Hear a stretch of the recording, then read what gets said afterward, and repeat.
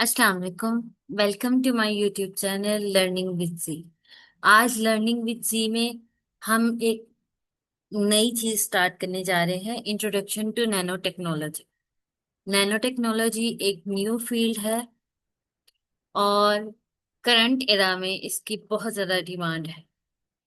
तो चलते हैं हम इसकी इंट्रो की तरफ। और इसको ये बिल्कुल बिगिनर्स का लेक्चर है। ये आपको ऐसा नहीं है कि इसके लिए आपको पहले कुछ नॉलेज होना चाहिए था तो फिर आप ये ले सकते हैं। नहीं, ये बिल्कुल बेसिक लेवल का इंट्रोडक्टरी लेक्चर मैं बताने लगी हूँ और आगे आगे हम इसी फील्ड को और एक्सप्लोर करते जाएंगे।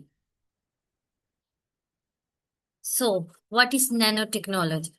Nanotechnology is science of designing, studying, and using materials at an extremely small scale, called the nanoscale. Nanoscale क्या होता है? नैनो होता है प्रीफिक्स 10⁻⁹, यानी इतना छोटा हो कि 10⁻⁹ में जा रहा हो कोई, उसकी हम स्टडी को पढ़ेंगे। वो मटेरियल हम डिजाइन करेंगे और उसके बहुत ज्यादा बेनिफिट्स होते हैं। वो क्या होते हैं वो आगे आगे हम पढ़ते चले जाते हैं। So first of all, nano जो मीटर्स होते हैं हम उसको 1 to 100, लेकिन जितना छोटा होगा ना, जैसे 1 से लेके 20 के इन बिटवीन होगा, उस नैनो मटेरियल को हम ज्यादा बेस्ट नैनो मटेरियल समझेंगे। क्योंकि जितना वो छोटे लेवल पर जाएगा उसकी प्रॉपर्टीज, उसका बिहेवियर, उसका स्ट्रक्चर, हर चीज बहुत ज्यादा अमेजिंग होगी। Atoms and molecules, instead of altering bulk materials, we manipulate individual atomic elements directly. यानी हम बड़े लेवल पे नहीं बात कर रहे, छोटे से छोटे लेवल पे जा रहे हैं। जब हम बहुत छोटे लेवल पे जाते हैं, उनकी फिजिकल प्रॉपर्टीज, केमिकल प्रॉपर्टीज, उनके ऑप्टिकल ट्रेड्स, हर हर चीज डिफर हो जाती है। To understand what is the nanoscale or what is a nanometer, 1 nanometer is equal to 10⁻⁹, यानी आप इसका हिसाब लगा लें कि ये एक का 1 लाखवां हिस्सा है। और इसकी एग्जाम्पल के लिए आप ये देख लें कि हमारा जो ह्यूमन हेयर वो कितना थिक होता है। वो 80,000 नैनोमीटर थिक होता है। जबकि आप इसको वैसे हम अपने ह्यूमन हेयर को देखें तो हमें बहुत बारीक मालूम हो रहा होता है। अगर हम नैनोमीटर स्केल में देखें तो उसकी बहुत बड़ी क्वांटिटी है। और अगर हम अपने रेड ब्लड सेल्स, जो हमारे ब्लड सेल्स होते हैं उनके, वो भी 7,000 नैनोमीटर में होते हैं। और टिपिकली अगर हम वायरसेस को देखें, वो भी 100 नैनोमीटर से अबव पे स्टार्ट होती है। यानी नैनो टेक्नोलॉजी जो फील्ड है वो इतने स्मॉलर लेवल पे जाके है कि वायरसेस जो हैं वो भी इससे बड़े साइज की हैं। So why small size a big deal, यानी स्मॉल साइज में ऐसा क्या बात है कि क्यों हम बात कर रहे हैं कि हम नैनो साइज पे जाए, हम क्यों बड़े लेवल पे बात नहीं करें? Because at nano scale surface area explode कर जाता है। उससे क्या होता है, पार्टिकल्स ब्रेक डाउन होते हैं, उसका total surface area dramatically volume के अकॉर्डिंग के लिहाज से रिलेटिव टू वॉल्यूम इंक्रीज होता है। उससे क्या होता है, एटॉमिक शिफ्ट्स होती हैं और क्वांटम इफेक्ट्स डोमिनेट कर जाते हैं। यहाँ इस लेवल पे जाके क्लासिकल फिजिक्स जो है वो ब्रेक डाउन हो जाती है, वो फेल हो जाती है। और क्वांटम मैकेनिक्स के जो बिहेवियर हैं वो ज्यादा इंक्रीज हो जाते हैं। जिससे क्या होता है, उसके विजुअल्स, कलर्स और ऑप्टिक्स सब कुछ बदल जाता है। यानी जो मटेरियल का कलर फॉर एग्जाम्पल येलो है, तो नैनो लेवल पे जाके उसका कलर रेड होगा। एक एग्जाम्पल है। और उसके ऑप्टिक्स वगैरह सब कुछ डिफरेंट हो जाएंगे। इसके अलावा उसकी स्ट्रेंथ बहुत इंक्रीज हो जाएगी, यानी टेंसाइल्स एंड स्ट्रक्चरल स्ट्रेंथ जो है नैनो लेवल पे जा, अगर कोई हम नैनो मटेरियल बना रहे हैं तो वो ज्यादा इंप्रूव होगी। उसकी इलेक्ट्रिकल एंड थर्मल कंडक्टिविटी भी ज्यादा इंप्रूव होगी। यानी हमने जहाँ पे हमें कंडक्टिविटी ज्यादा चाहिए, हम वहां पे ये मटेरियल यूज कर सकते हैं। एंड जहां हमें एक केमिकल रिएक्शन स्पीडीली चाहिए, उधर भी इनको यूज कर सकते हैं, एज अ कैटलिस्ट भी यूज हो सकते हैं, और इनके रिएक्शन बहुत अमेजिंग और फास्ट होते हैं। सो सेम मटेरियल जो है वो कंप्लीटली न्यू प्रॉपर्टीज लेके आता है at nano scale. Next case study हम कर रहे हैं। जैसे पहले मैंने आपको इन जनरल एग्जांपल दी थी, अब हम एक मटेरियल के अकॉर्डिंग बताएंगे कि नैनो स्केल पे जाके उसमें क्या फर्क आता है। मैक्रो स्केल यानी जो हमारा आर्म स्केल है, उस पे जो गोल्ड है वो मेटेलिक येलो कलर का होता है, उसका एक स्पेसिफिक गोल्ड का कलर है। अगर हम नैनो लेवल पे जाके बात करें तो उसकी इतनी वेरिएशन हो जाती है कि वही गोल्ड जो एक कंसिस्टेंट मेटेलिक येलो कलर में था, अब एक वाइब्रेंट रेड और डीप पर्पल में होता है। और गोल्ड इनर्ट में आता है, वो नोबल में आता है, वो रिएक्शन नहीं देता एट मैक्रो स्केल। लेकिन अगर हम नैनो स्केल पे जाएं तो एज अ कैटलिस्ट भी यूज हो सकता है, और वो हाईली रिएक्टिव होता है, और उसके बिहेवियर भी जो है वो बहुत अच्छे हो जाते हैं। interacts dynamically with light frequencies based on strict size metric।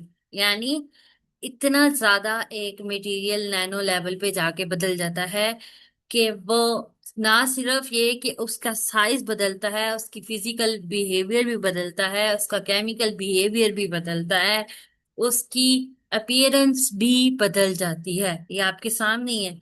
सबसे पहले हमने कहा कि उसका कलर बदल गया, देन हमने कहा उसकी केमिकल प्रॉपर्टी चेंज हो गई, फिर हमने कहा बिहेवियर यानी उसकी फिजिकल प्रॉपर्टी भी बदल गई।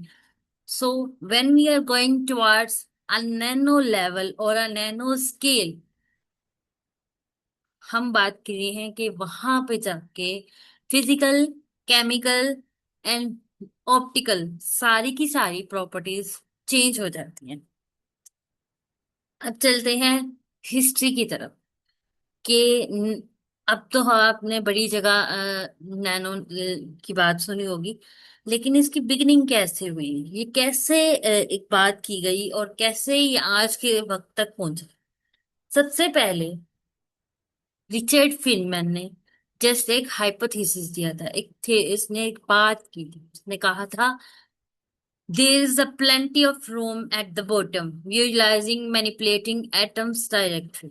उसने कहा था कि छोटे लेवल पे बहुत चीजें हैं, बहुत काम आएंगी, लेकिन उस टाइम पे एट द 1960 इतना कोई रिसर्च फैसिलिटीज अवेलेबल नहीं थी, इतनी कोई चीजें नहीं थी, इतनी एडवांसमेंट नहीं थी।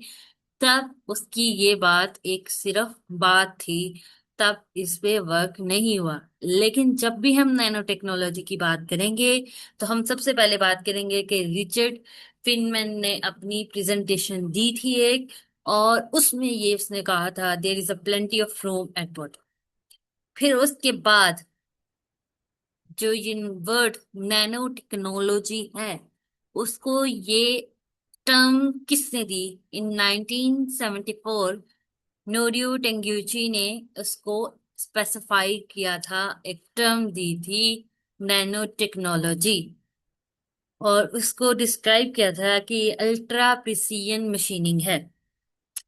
और अब अगर हम बात करें कि इसमें एडवांसमेंट कब आई, ये कब इतनी टेक्नोलॉजी फैली, तो ये 2000 प्लस में जाके ये कमर्शियल एरा में आई और इस पे काम होना शुरू हुआ, और इसने ग्लोबली सबको ट्रिगर किया। क्या नए इनिशिएटिव्स आए, मेडिकल में, कंप्यूटिंग में, डिफरेंट फील्ड्स ऑफ लाइफ में इसका बहुत बड़ा रोल है। हम कोई भी फील्ड ऑफ लाइफ ले लें, चाहे मेडिकल साइड पे चले जाएं, और चाहे हम ये अपनी आईटी रिलेटेड चले जाएं, कहीं पे भी जाएं, it's a branch all of the fields, यानी ये फिजिक्स की, केमिस्ट्री की, बायो की, कंप्यूटर की, हर फील्ड की एक तरह से एक ब्रांच है। हर कोई इसको अपने अपने तौर पे पढ़ा भी रहा है और हर कोई अपने अपने तौर पे इससे फायदा भी उठा रहा है। क्योंकि अगर हम सुपर फास्ट कंप्यूटर्स की बात करें, तो जो नैनो टेक्नोलॉजी बेस्ड कंप्यूटर्स बनेंगे या बन चुके होंगे वो ज्यादा अमेजिंग होंगे। सो प्राइमरी, अब हम टाइप्स की बात करेंगे नैनो मटेरियल्स की। First of all, nano materials कौन से मटेरियल्स हैं जो कि 1 to 100 नैनोमीटर के दरमियान में फाल करते हैं, उनका साइज जो है। अब क्या क्या हो सकते हैं नैनो मटेरियल में? नैनो पार्टिकल्स भी हो सकते हैं, नैनो ट्यूब्स हो सकती हैं, नैनो वायर्स हो सकती हैं, और नैनो कोटिंग्स। पार्टिकल्स, जैसे अभी हमने गोल्ड की बात की, गोल्ड, सिल्वर और ऑक्साइड वेरिएंट्स, डिफरेंट पार्टिकल्स हो सकते हैं और मुख्तलिफ चीजों में यूज हो सकते हैं, जैसे कि कॉस्मेटिक्स में यूज होते हैं, मेडिकल ड्रग डिलीवरी, यानी नैनो रोबोटिक्स तक बनाए जा रहे हैं कि जाके वो रोबोट स्पेसिफिकली उसी जगह का जाके सोल्यूशन निकाले। यानी जैसे एक एग्जांपल है कि अगर हम एक मेडिसिन खाते हैं, उसका इफेक्ट पूरी बॉडी पे आता है। यानी अगर एक पेन किलर है, जस्ट सिंपल पेन किलर, और हमने उसको, सर में दर्द है उसके लिए खाना है, तो लेकिन उसका इफेक्ट पूरी की पूरी बॉडी पे होगा क्योंकि वो हमारे खून में शामिल होगी। जबकि अगर हम एक बात करें नैनो मेडिसिन की, तो वो इस तरह से डिजाइन की जाती है कि वो सिर्फ उसी पार्ट पे जाके असर करे, उसका और किसी पार्ट पे असर ना हो। नैनो रोबोट्स के जरिए ऑपरेशंस भी हो रहे हैं, बहुत कुछ हो रहा है, ये फील्ड बहुत एडवांस हो चुकी है। नैनो ट्यूब्स की बात करें तो ये जो लाइट्स हैं, जैसे हम ऑप्टिकल फाइबर्स या इस किस्म की बात करते हैं चीजों की, तो उसकी जगह अगर हम नैनो ट्यूब्स यूज करें तो वो सबसे ज्यादा अमेजिंग रिजल्ट्स देंगे। Molecule structure in cylindrical shape, incredibly strong tensile property, while straying ultra light weight, यानी इनका वेट बहुत बहुत कम होगा, लेकिन इनकी टेंसाइल स्ट्रेंथ, इनकी प्रॉपर्टीज बहुत अमेजिंग होंगी। नैनो वायर्स की बात करें तो नैनो वायर्स जो हैं, ये इलेक्ट्रिक सिग्नल्स जो हैं बहुत अमेजिंग तरीके से कहीं लेके जाएंगे, इसमें डिस्टॉर्शन वगैरह बहुत कम होगी। Extremely thin structural wires ideal for tiny directional electronic signals and modern micro processor design, यानी जो प्रोसेसर्स होते हैं उनके लिए भी सबसे बेहतरीन क्या है? Nano wires. अब नैनो कोटिंग्स की बात करें तो हम नैनो कोटिंग्स के जरिए बहुत ज्यादा प्रोटेक्टिव लेयर्स बना सकते हैं, बहुत अच्छी अच्छी, यानी हम वाटर रेजिस्टेंट बहुत अच्छी बना सकते हैं, स्क्रैच रेजिस्टेंट बना सकते हैं, एंटीबैक्टीरियल बना सकते हैं।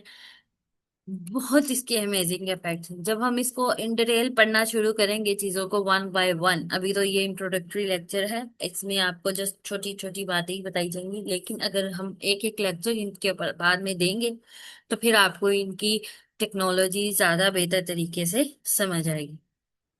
So cross industry application, cross industry application इसकी क्या है? जैसे हम पीछे भी बता चुके हैं कि टारगेटेड ड्रग डिलीवरी होती है, स्पेसिफाइड सेल पे जाके वो असर करता है। जैसे कहीं पे हम्म, अब जैसे हम बात करते हैं लेजर वगैरह के जरिए से ऑपरेशंस की, या कैंसर पार्ट को अगर किसी ने ट्रीट करना है लेजर के जरिए, तो क्या होता था कि जब लेजर पड़ती है तो लेजर लाइट्स जहां पे पड़ रही है उस जगह पे कैंसरस सेल के साथ साथ वो हेल्दी सेल्स को भी डिस्ट्रॉय करती है। फॉर एग्जाम्पल, ऊपर वाली पार्ट ऑफ लेयर जो है वो नॉर्मल है, उसके नीचे कहीं डीप डाउन एक कैंसर लेयर है, तो ऊपर से नीचे तक जाएगी ना, एकदम से तो अंदर वाली साइड पे वो लेजर नहीं जाती, तो एक कैंसर सेल के साथ काफी सारे हेल्दी सेल्स भी डिस्ट्रॉय हो जाते थे। नैनो टेक्नोलॉजी का ये फायदा है कि ये उसी स्पेसिफिक सेल पे जाकर ट्रीटमेंट करती है। इलेक्ट्रॉनिक्स की बात करें तो यहाँ पे नैनो टेक्नोलॉजी ने ये एडवांसमेंट की है कि वो एक तो उनका स्मॉल होंगी, फास्टर होंगी, और डिस्प्ले बहुत अमेजिंग आएगा। एनर्जी जो है इनकी बहुत अच्छी होती है। Optimise solar collection panel and dense batteries. Environment के लिए भी ये बेहतर है। Ultrafine water purification and dynamic pollution filtration. Textile में इसमें क्या है, हम जो स्टेन प्रूफ यानी दाग ना लगे, और एंटीबैक्टीरियल लेयर्स, और बड़ी वाटर रेजिस्टेंट जो है सेल्फ क्लीनिंग फैब्रिक बना सकते हैं। Self cleaning fabric structure strain stain resistant and antibacterial layers. Key structure advantages यानी इसके क्या क्या फायदे हैं, वही चीजें बार बार रिपीट हो रही हैं लेकिन मुख्तलिफ अंदाज में। स्ट्रोंगर एंड लाइटर, कि स्ट्रोंग भी होती हैं और इनका वेट भी बहुत कम होता है। एज अ रिजल्ट हमें इससे फायदा ज्यादा होता है। Enable production of robust composites that drastically trim down weight profiles across aero and automobiles. यानी जो अगर नैनो टेक्नोलॉजी बेस्ड हम जहाज वगैरह बनाए, एरोप्लेन्स बनाए, तो उस पे उनका वेट बहुत कम होगा, लाइट वेट होंगे तो वो ज्यादा एफिशिएंट होंगे। Superior efficiency, optimise internal electrical and chemical transfer, squeezing much high performance profiles out of less space. यानी स्पेस कम लेंगे पर परफॉर्मेंस बहुत अमेजिंग होगी। और मटेरियल वेस्ट जो है वो भी कम बनता है। कम बनता है तो रेजिड्यूल कम होगा, ओवरऑल हमें फायदा होगा। Bottom up manufacturing build structure atom by atom, generating close to zero residual structural waste. और smarter products, integrated localized responsive elements directly into raw base material for active adaptations. Core metric है achieving massive global impact via atomic scale modification. Now we are talking about what are the challenges we are facing while using nanotechnology and what are the ethical issues or ethical risk. First of all, health unknowns. Inhaled nanoparticles could potentially penetrate cell barrier, raising complex toxicity queries. यानी जहां पे जो labs में work हो रहा है, जहां nano particles बन रहे हैं, सिर्फ उधर की बात है। ओवरऑल आपको स्पेस में कोई नैनो पार्टिकल्स नहीं मिलेंगे, लेकिन जहां पे इसकी मैन्युफैक्चरिंग होती है वहां पे, क्योंकि ये बहुत स्मॉल होते हैं, बहुत स्मॉल होते हैं, एयर में आराम से पेनिट्रेट कर सकते हैं, तो उसके बाद हम जब सांस लें तो हम इनहेल कर सकते हैं, जिसकी वजह से थोड़ा बहुत प्रॉब्लम हो सकता है। Eco accumulation, unregulated nano waste might accumulate in ecological water network with unknown result. क्योंकि अननोन इसलिए क्योंकि अभी ये फील्ड बहुत न्यू है, इतना इस पे वर्क नहीं हुआ, हो रहा है। सो हमें रिजल्ट्स का सही से अंदाजा नहीं है कि इसका वेस्ट जब इकट्ठा होगा तो क्या बनेगा। High Dev Co's initial development setup call for clean room, multi-million dollar imaging tech and precision gear. अ, क्योंकि ये बहुत छोटे लेवल पे बात चली जाती है, और स्मॉल स्मॉल डस्ट पार्टिकल जो कि हमें नजर नहीं आ रहा, वो भी इसको कंटेमिनेट कर सकता है, इसको खराब कर सकता है। तो जहाँ पे नैनो लेवल पे काम हो रहा होता है, नैनो टेक्नोलॉजी बेस्ड जो इसकी लेबोरेटरीज होती हैं, वो हाईली क्लीन होनी चाहिए, और वहाँ का जो टेक्नोलॉजी के लिए यूज हो वहाँ पे बहुत बहुत प्रिसीजन होनी चाहिए।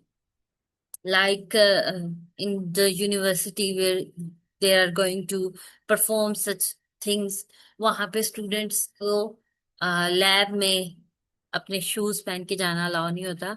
शूज के ऊपर एक कवरिंग लगाई जाती है ऊपर, जैसे लैब कोट पहने जाते हैं, सर पे भी कैप पहनी जाती है, मास्क पहने जाते हैं, हाथों पे भी ग्लव्स पहने जाते हैं, ताकि स्टूडेंट जो बाहर से आया है, इवन टीचर्स भी सब कुछ कहते हैं कि जो स्टूडेंट बाहर से आ रहा है वो अपने साथ, ये तो नहीं कि कोई गन लेके आ रहा हो। वहां पे स्टूडेंट्स के लिए जूतियां अलग से अवेलेबल रखी होती हैं, जो कि लैब में रहती हैं, वो पहन के अंदर जाते हैं, वो वापसी पे उतार के बाहर रखते हैं, ताकि लैब जो है वो नीट एंड क्लीन रहे। Safety data gaps. Long-term monitoring information is currently sparse, necessitating a highly caution responsible trajectory. क्योंकि अभी डाटा गैप है, अभी इस पे वर्क चल रहा है। जब वर्किंग बहुत ज्यादा पुरानी हो जाती है तब एक एक बात उसकी पता चलती है। So this is the challenge. Now future frontier, कि उसको क्या फायदा। फ्यूचर फ्रंटियर क्या है? मेडिकल नैनो रोबोट्स, जैसे कि मैंने कहा था कि जाके स्पेसिफिकली उसी सेल पे जाके उसका ट्रीटमेंट करेंगे, या किसी की जैसे वेन्स आर्टरीज में ब्लॉकेज हो जाती है तो ऑपरेशन करना पड़ता है उसको खोलने के लिए, तो माइक्रोबोट्स भी बन रहे हैं कि वो जाएं वेस्कुलर नेटवर्क्स में जाके सारी ब्लॉकेज को क्लीन करें और उस सेल को रिपेयर करें। Smart material structural medium that actively change shape transparency और फर्मनेस ऑन सेंसरी प्रॉम्प्ट्स, यानी जहां पे सेंसरी प्रॉम्प्ट्स चाहिए होंगे तो उनके लिए उस जगह पर ये ज्यादा सुटेबल है। Advance AI hardware, molecular switches driving computation speeds well beyond silicon limits। जो सिलिकॉन है, जिसके ऊपर हमारी कंप्यूटर बेस्ड थी और अभी भी मेजर काम उसी से हो रहा है, उसकी एक लिमिट है। मोर एडवांसमेंट की तरफ अगर हम जाएंगे artificial intelligence wise, then we will need a pure nanotechnology based computer known as nano computer। Nano computing भी हो रही है, वो किस ये सारा कुछ उस पे बेस्ड है। Sustainable system, highly efficient artificial photosynthesis setups to capture carbon and create fuels clean.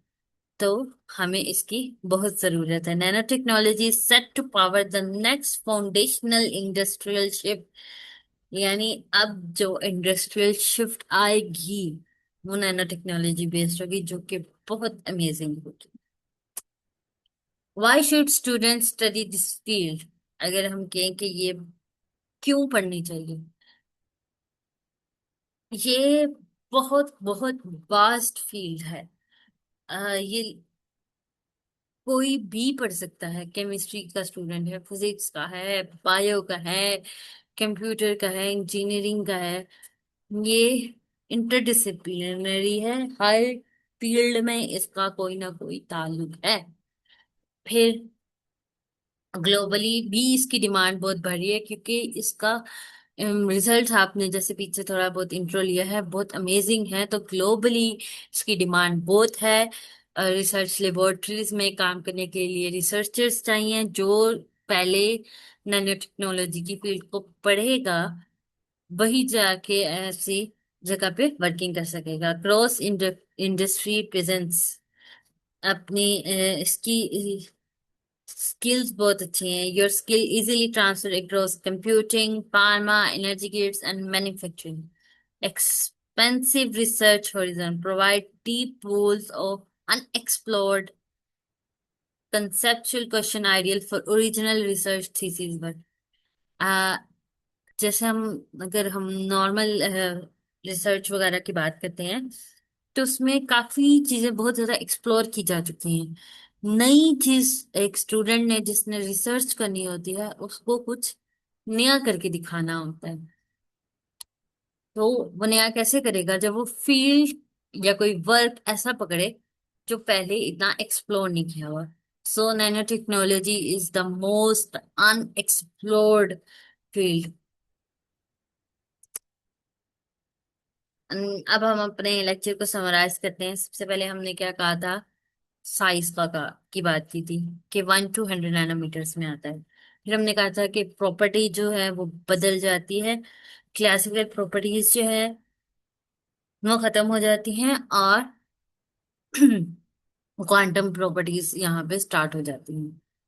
Brand new behaviour profiles बन जाती हैं। फिर एप्लीकेशंस इसकी बहुत ज्यादा है, मेडिकल सिस्टम में, कंप्यूटिंग में, एनर्जी में, इन्वायरमेंट में। और ये हमारा फ्यूचर है। अपकमिंग इंडस्ट्रियल भी और टेक्निकल भी रेवोल्यूशन लाएगा। बहुत बेहतरीन फील्ड है। अब हम थोड़ा बहुत हिंट आउट दे देती हूँ कि नेक्स्ट में हम क्या करेंगे। हम नेक्स्ट में नैनो मटेरियल को जरा डिटेल में पढ़ेंगे, क्योंकि ये तो जस्ट इंट्रोडक्टरी था। और फिर हम आहिस्ता आहिस्ता जाएंगे कि नैनो टेक्नोलॉजी, नैनो मटेरियल्स हम बनाते कैसे हैं। दो प्रोसेस है मेनली, टॉप डाउन और बॉटम अप।